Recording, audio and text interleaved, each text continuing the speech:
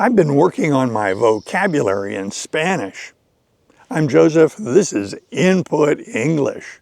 The Input English channel is all about comprehensible input, the modern trend in language learning.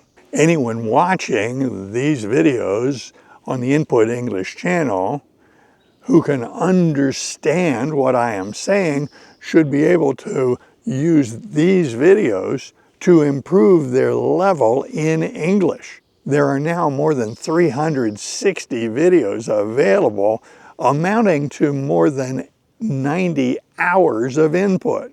If you're watching this channel, you're probably aware that I am also a language learner.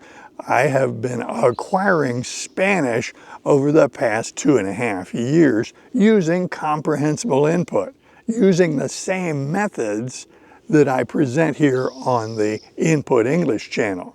At this point, I have absorbed more than 2,100 hours of input in Spanish. This has been from videos, podcasts, and audiobooks. So in recent weeks, I've decided to really concentrate on building vocabulary. After all, what are the building blocks of a language? Words, right? We need a lot of words. So I've decided to really increase my vocabulary, to broaden my vocabulary, to make sure that I have the words in here so that I can express myself better and better. I need more words. To some people, it might sound like I have gotten some flashcards. Maybe one of those books that lists the top 1,000 verbs with all the conjugations so that I could really learn in detail. Or maybe I got an Anki deck so that I can use spaced repetition to learn these words. Sounds great, doesn't it? No, no, no. Remember where you are. You're at the Input English channel. This is all about comprehensible input. So you probably know that when I talk about building vocabulary, I'm not talking about flashcards. I'm not talking about spaced repetition. I'm not talking about Anki decks. Those are methods available, but based on the available knowledge of how we learn languages, I would not embrace any of those. There's a whole industry trying to get us to buy into those traditional methods of learning language, but I scrupulously avoid all of that. There is a place for Anki decks if you need to do memorization. It has been promoted, for instance, to learn new scripts.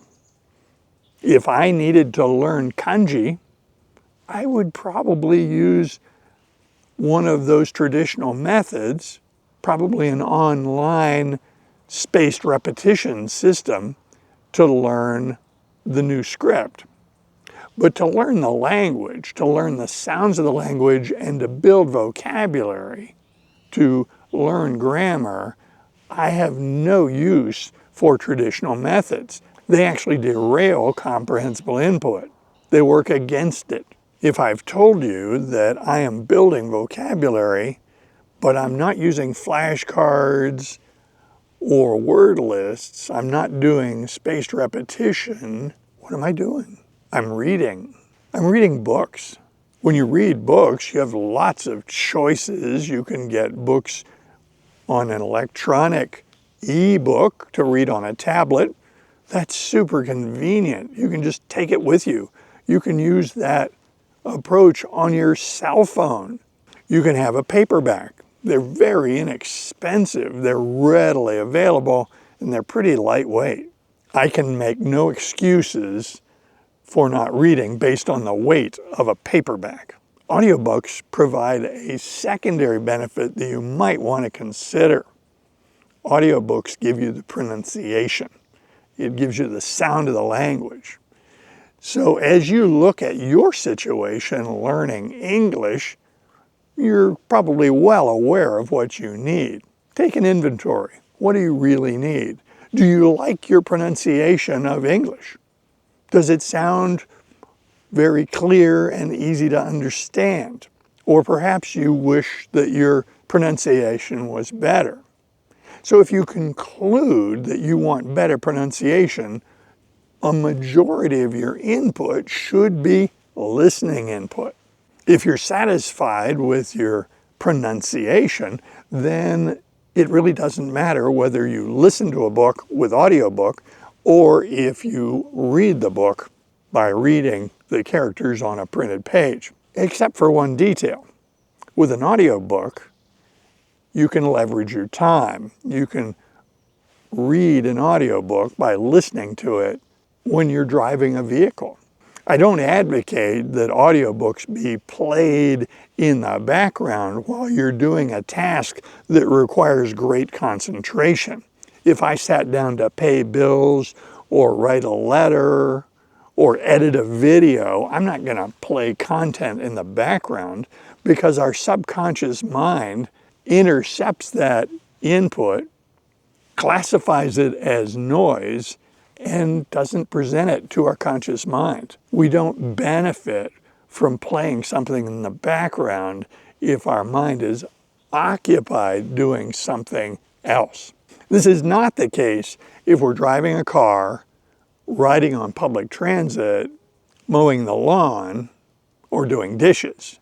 Those repetitious tasks that we do don't require strong concentration, and we easily can have a conversation with somebody while we're doing those things. The way to test whether what you're doing is compatible with getting input in your target language is super easy.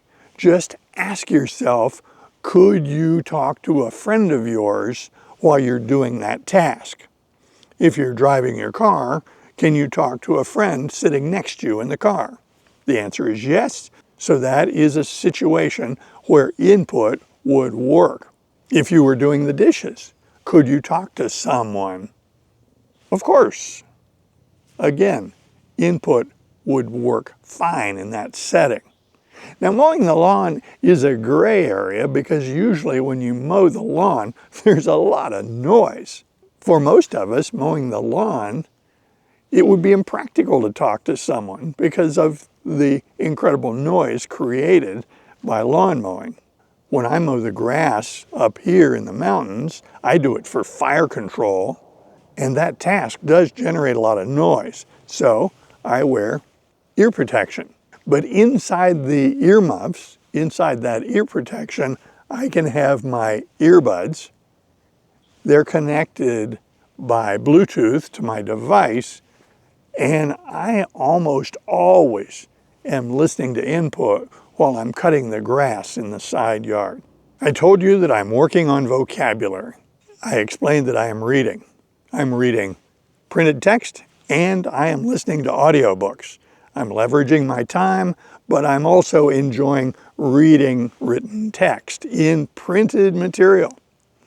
I'm reading in Spanish, and what I find is that I'm learning a lot of words, but I'm learning them in context.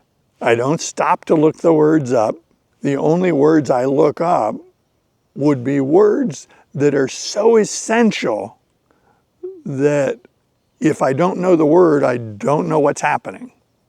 That's actually quite rare. Most of the words I encounter that I don't know, I can just jump over. I look at them, I listen to the pronunciation or pronounce them aloud, and then I just keep going. That presents an interesting little problem to my subconscious. It's an unfinished task, and so that word will be resident. It will be on display to my subconscious mind, and the subconscious mind endeavors to solve problems for us. The problem won't be solved immediately, but over time the meaning of those words will gradually come into view. It will become clear what those words mean. When I read either printed material or listen to audiobooks, I use repetition. Now there's a limit to how many times you can repeat reading a book. But the limit is not once. When I completed a book recently, I just started over at the beginning and started it again. After the first chapter, I thought about what was happening. I knew the plot. I knew what was going to happen. There were no surprises. All the spoilers had been released by the first reading.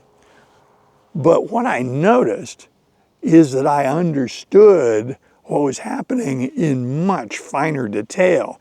It was as if a scene was coming into sharper focus. I also noticed a lot more words and figured out fairly quickly what they meant. The second reading of that book was very powerful. My plan is to read it again in a few months. Eventually, repeating your reading of a given book will develop diminishing returns. If you read it so often that it becomes boring, then your mind is not going to want to pay attention to the story because you already know the story. So there is a limit, but the limit is not once. When I select reading material for building my vocabulary, I use the classic methods of choosing input. It needs to be interesting. It needs to be comprehensible, and it needs to be presented in a way that it is compelling, that it pulls me into the story and keeps my attention focused on the story.